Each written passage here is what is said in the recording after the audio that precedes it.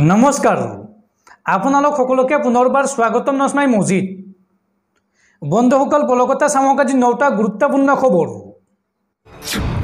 প্ৰথমটো খবৰ মাটিবাৰী কামকাজক লৈ ডাঙৰ খবৰ শীঘ্ৰে ৰাজ্যত মুকলি হ'ব মিছন বসুন্ধৰা 3.0 যদিহে আপোনাৰ মাটিবাৰী সম্পৰ্কীয় কামকাজ আছে তেন্তে শীঘ্ৰে সাজু কৰক অনলাইন যোগে কৰিব লাগিব আবেদন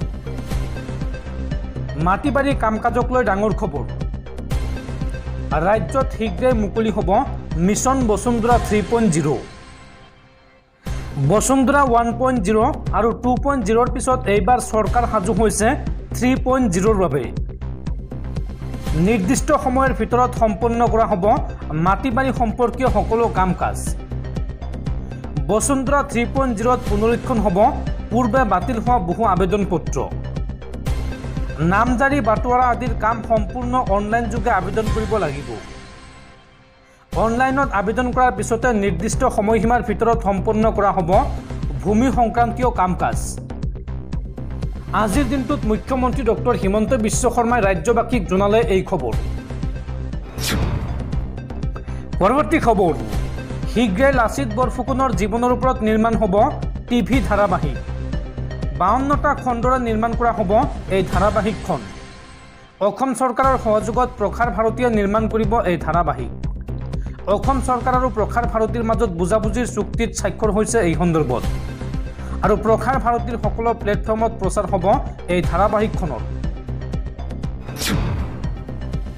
পৰৱৰ্তী খবৰ সাৱধান ৰাজ্যবাসী ৰাজ্যত পুনৰ বতৰৰ ল'ব কালৰূপ আগন্তুক 24 ঘণ্টাত ৰাজ্যৰ 17খনকৈ জিলাত হ'ব মুখলধাৰ বৰষুণ আৰু এই সন্দৰ্ভত বতৰ বিজ্ঞান কেন্দ্ৰই জাৰি কৰিলে সতৰ্কবাণী পুনৰ ৰাজ্যত হ'ব ধাৰাসাৰ বৰষুণ বিগত কিছুদিন ধৰি ৰাজ্যৰ আকাশ মেঘাচ্ছন্ন হৈ আছে গুৱাহাটীকে ধৰি ৰাজ্যৰ ভিন্ন প্ৰান্তত পাতলীয়া বৰষুণ হৈ আছে আৰু তাৰ মাজতে ৰাজ্যৰ 15খন জিলাত ধাৰাসাৰ বৰষুণ আৰু 2খন জিলাত অতি প্ৰবল বৰষুণ হোৱাৰ সম্ভাৱনা জাৰি কৰিছে বতৰ বিজ্ঞান কেন্দ্ৰই পশ্চিম কাৰ্বি আংলং আৰু কাছাৰ জিলাত হ'ব অতি প্ৰবল বৰষুণ এই জিলা দুখনত 7 সেণ্টিমিটাৰৰ পৰা 20 সেণ্টিমিটাৰ পৰ্যন্ত বৰষুণ হোৱাৰ সম্ভাৱনা আছে আৰু লগতে দৰং উদালগুৰি নগাঁও হোজাই গোলাঘাট শোণিতপুৰ বিশ্বনাথ লখিমপুৰ ধেমাজি যোৰহাট মাজুলী তিনিচুকীয়া ডিমা হাছাও হাইলাকান্দি আৰু কৰিমগঞ্জ জিলাত হ'ব প্ৰবল বৰষুণ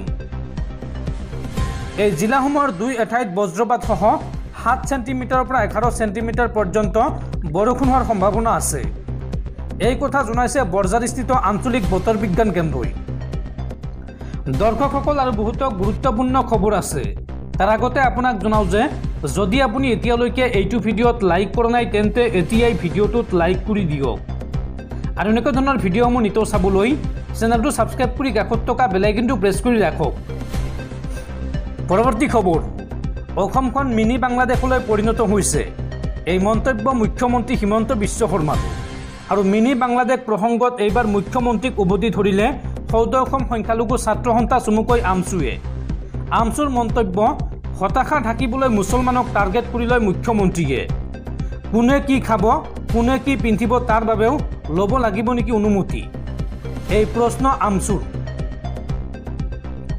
মিনি বাংলাদেশ প্ৰসংগত এইবাৰ মুখ্যমন্ত্ৰীক উভতি ধৰিলে সৌদ অসম সংখ্যালঘু ছাত্ৰ সন্থা চমুকৈ আমছুৱে বাংলাদেশী আছে যদি ধৰিব কিয় পৰা নাই মুখ্যমন্ত্ৰীক এই প্ৰশ্ন আমছুৰ এইবিলাক কথা কৈ আতংক বিয়পাবলৈ বিচাৰিছে হিমন্ত বিশ্ব শৰ্মাই হতাশা ঢাকিবলৈ মুছলমানক টাৰ্গেট কৰি লয় মুখ্যমন্ত্ৰীয়ে চৰকাৰে ভয় নকৰে অসমৰ মুছলমানক হিন্দু মুছলমানৰ মাটি বিক্ৰীৰ সিদ্ধান্তক লৈও সৰব হৈ পৰে আমছু বিশেষ সম্প্ৰদায় বুলি কাক বুজাব বিচাৰিছে মুখ্যমন্ত্ৰীয়ে কোনে কি খাব কোনে কি পিন্ধিব তাৰ বাবে চৰকাৰৰ পৰা ল'ব লাগিব নেকি অনুমতি এই প্ৰশ্ন আমছুৰ সংবিধান মতে আগবাঢ়ি যাব অসমৰ মুছলমানসকল এই মন্তব্য কৰে সৌদ অসম সংখ্যালঘু ছাত্ৰ সন্থাই পৰৱৰ্তী খবৰ একেটা দিনতে ওদালগুৰি জিলা আৰু সত্ৰ ন্যায়াধীশ আদালতৰ দুটাকৈ ঐতিহাসিক গুৰুত্বপূৰ্ণ ৰায়দান কিশোৰী ধৰ্ষণকাৰীক 10 বছৰৰ সশ্ৰম কাৰাদণ্ড আৰু স্বামী হত্যাকাৰী মহিলাক যাৱজ্জীৱন কাৰাদণ্ডৰ ৰায়দান আদালতৰ ওদালগুৰিত কিশোৰী ধৰ্ষণকাৰীক 10 বছৰৰ সশ্ৰম কাৰাদণ্ডৰ ৰায়দান। পক্সো আইনৰ ধাৰাত 2 নং ভোলাজাৰৰ আইনুল আলীক এই কাৰাদণ্ডৰ শাস্তি আদালতৰ। 2021 চনৰ 3 অক্টোবৰত আঠেৰীঘাটত সংঘটিত হৈছিল কিশোৰী ধৰ্ষণ কাণ্ড আৰু একেদিনা এগৰাকী মহিলাক যাৱজ্জীৱন কাৰাদণ্ডৰ ৰায় দিছে আদালতে। শুই থকা অৱস্থাত স্বামীক হত্যা কৰাৰ দুখত ফুল মুণ্ডাক এই শাস্তি। ওদালগুৰি জিলা আৰু সত্ৰ ন্যায়াধীশ আদালতে দিছে এই ঐতিহাসিক ৰায়দান। পৰৱৰ্তী খবৰ, ৰাজ্যৰ মুখ্যমন্ত্ৰী হিমন্ত বিশ্ব শৰ্মাৰ পত্নী ৰিণিকী ভূঞা শৰ্মাৰ সকলো সম্পত্তি ৰাজ্যৰ সম্পত্তি। ৰিণিকী ভূঞা শৰ্মাৰ সম্পত্তিত অধিকাৰ নাই পুত্ৰ কন্যাৰ। ৰিণিকী ভূঞা শৰ্মাৰ সকলো সম্পত্তি লাভ কৰিব অসমৰ জনতাই, এই প্ৰতিশ্ৰুতি প্ৰদান মুখ্যমন্ত্ৰী হিমন্ত বিশ্ব শৰ্মাৰ। মুখ্যমন্ত্ৰী হিমন্ত বিশ্ব শৰ্মাৰ পত্নী ৰিণিকী ভূঞা শৰ্মাৰ সকলো সম্পত্তি ৰাইজৰ সম্পত্তি।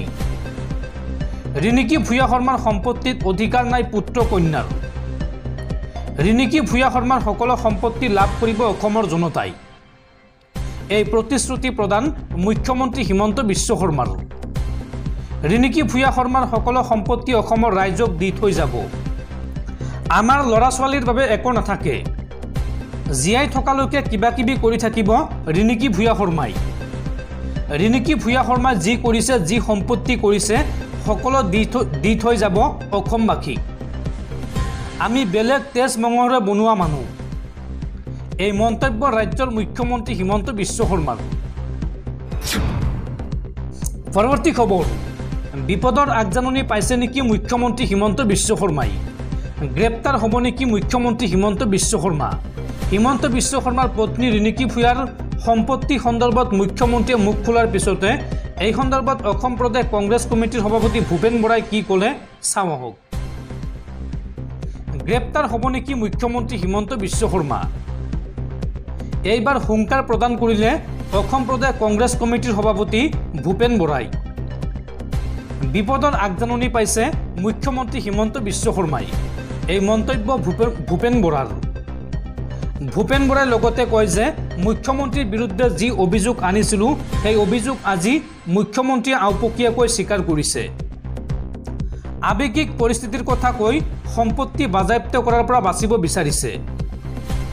2026ত কংগ্ৰেছৰ চৰকাৰ শাসনলৈ আহিলেই গঠন কৰা হ'ব SIT।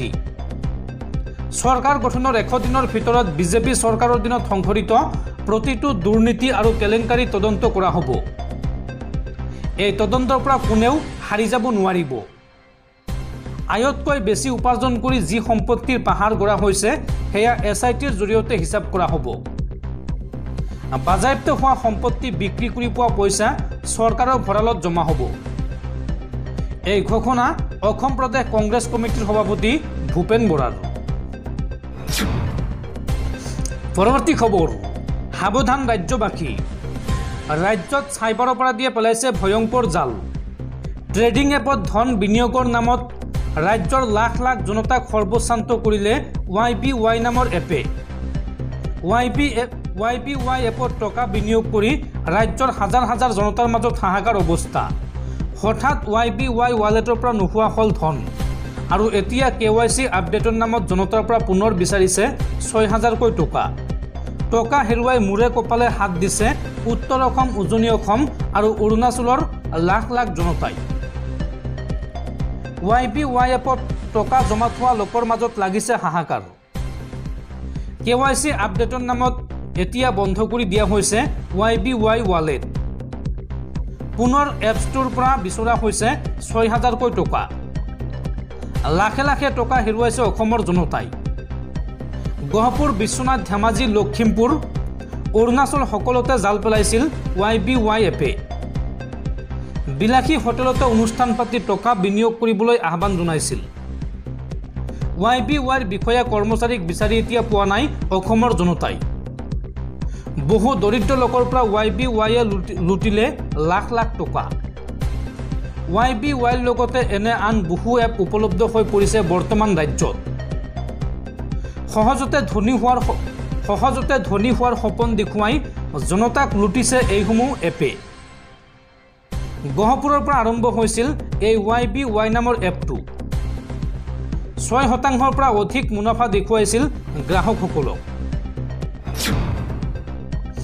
পৰৱৰ্তী খবৰ, পুনৰ মুখ খুলিছে বিজেপিৰ বিতৰ্কিত নেতা তথা বিজেপিৰ প্ৰাক্তন বিধায়ক শিলাদিত্য দেৱে। এইবাৰ চুবুৰীয়া ৰাষ্ট্ৰ বাংলাদেশৰ শেহতীয়া পৰিস্থিতিক লৈ মহাবিস্ফোৰণ প্ৰাক্তন বিজেপি বিধায়ক শিলাদিত্য দেৱৰ। শিলাদিত্য দেৱৰ মন্তব্য, বাংলাদেশ এতিয়া জেহাদী মৌলবাদী ৰাষ্ট্ৰ। বাংলাদেশত যি ধৰণে নিৰ্মমভাৱে হত্যা হৈছে সেয়া অসম আন্দোলনতো হোৱা নাছিল। এই মন্তব্য শিলাদিত্য দেৱৰ। বাংলাদেশ এতিয়া তালিবানী দেশলৈ পৰিণত হৈছে। বাংলাদেশ এতিয়া জেহাদী ৰাষ্ট্ৰ, মৌলবাদী ৰাষ্ট্ৰ। এই মন্তব্য শিলাদিত্য দেৱৰ। শিলাদিত্যই লগতে মন্তব্য কৰি কয় যে বাংলাদেশত থকা হিন্দু লোকসকল অসুৰক্ষিত। এয়া এক চিন্তনীয় বিষয়। বাংলাদেশত যি ধৰণে নিৰ্মমভাৱে হত্যা কৰা হৈছে সেয়া অসম আন্দোলনতো হোৱা নাছিল। ছাত্ৰ আন্দোলন কেতিয়াও এনেকুৱা নহয়। বাংলাদেশৰ প্ৰাক্তন প্ৰধানমন্ত্ৰী শ্বেখ হাছিনাও পলাই আহিবলৈ বাধ্য হ'ল। বাংলাদেশত কোনো ভাল মানুহ থাকিব নোৱাৰে। ভাৰত মাতৃৰ কোখৰ পৰা জন্ম হোৱা বাংলাদেশৰ চৰিত্ৰ ইমান বেয়া, তাক লৈ এতিয়া দুখ লাগিছে। এই মন্তব্য বিজেপিৰ প্ৰাক্তন বিধায়ক শিলাদিত্য দেৱৰ। পৰৱৰ্তী খবৰ, কলকাতাত যুৱতী চিকিৎসকৰ ধৰ্ষণৰ ঘটনাক লৈ অস্থিৰ দেশ। চিকিৎসকসকলৰ অনিৰ্দিষ্টকালীন ধৰ্মঘট। এইবাৰ সমগ্ৰ দেশতে আৰজি কৰ গোচৰৰ বিৰুদ্ধে প্ৰতিবাদৰ জোৱাৰ। চিকিৎসকৰ প্ৰতিবাদ আৰু কাৰ্যসূচীৰ বাবে স্বাস্থ্যসেৱা ব্যাহত। সোমবাৰে দিল্লী, ৰামছ, কৰ্ণাটক, উত্তৰ প্ৰদেশকে ধৰি বিভিন্ন চিকিৎসালয়ৰ চিকিৎসকৰ দলেও এই প্ৰতিবাদত যোগদান কৰে। কোনো কোনো ঠাইত মমবাতিৰ শোভাযাত্ৰা অনুষ্ঠিত হয়। চিকিৎসালয়সমূহৰ চৌহদত পোষ্টাৰ লৈ প্ৰতিবাদত যোগদান কৰে চিকিৎসকৰ দলে। ইয়াৰ উপৰিও কেন্দ্ৰীয় সুৰক্ষা আইন কাৰ্যকৰী কৰাৰ দাবীত প্ৰতিবাদকাৰী চিকিৎসকসকলে শুনানি গ্ৰহণ কৰিছে। উল্লেখযোগ্য যে আৰজি কৰৰ এগৰাকী মহিলা চিকিৎসকক ধৰ্ষণ আৰু হত্যাৰ অভিযোগক লৈ সমগ্ৰ দেশ অস্থিৰ হৈ পৰিছে। কেৱল কলকাতাকে ধৰি পশ্চিমবংগৰ বিভিন্ন চৰকাৰী চিকিৎসালয়তো নহয়, সোমবাৰৰ পৰা দিল্লী, মুম্বাই, লক্ষ্ণৌ, কৰ্ণাটককে ধৰি দেশৰ বিভিন্ন চিকিৎসালয়ত এই ধৰ্মঘট আৰম্ভ হৈছে। ফেডাৰেশ্যন অৱ ৰেচিডেণ্ট ডাক্তৰ এছ'চিয়েশ্যনে দেওবাৰে এই সন্দৰ্ভত কয় যে সোমবাৰে দেশৰ চিকিৎসালয়সমূহত কেইবাটাও সেৱা বন্ধ কৰাৰ সিদ্ধান্ত লৈছে। কেৱল 24 ঘণ্টাই নহয়, অনিৰ্দিষ্ট কাললৈ আন্দোলন অব্যাহত ৰাখিব বুলি আন্দোলনকাৰী চিকিৎসকসকলে দাবী জনাইছে। আৰজি কৰ হাস্পতালত চিকিৎসকৰ হত্যাক লৈ অস্থিৰ হৈ পৰিছে সমগ্ৰ দেশ।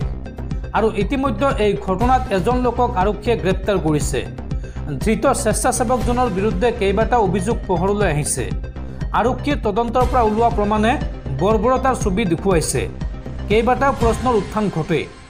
চিকিৎসালয়খনত নিৰাপত্তা সুনিশ্চিত কৰাৰ দাবীত শনিবাৰৰ পৰা পথত এদল চিকিৎসকে প্ৰতিবাদ সাব্যস্ত কৰিছে। দোষীক শাস্তি প্ৰদানৰ দাবীত কোনো কোনো ঠাইত ধৰ্মঘট কাৰ্যসূচী ৰূপায়ণ কৰে চিকিৎসকসকলে। আৰু এইবাৰ ৰাষ্ট্ৰীয় পৰ্যায়তো চিকিৎসা সংস্থাসমূহে আৰজি কৰৰ ঘটনাক গৰিহণা দিছে।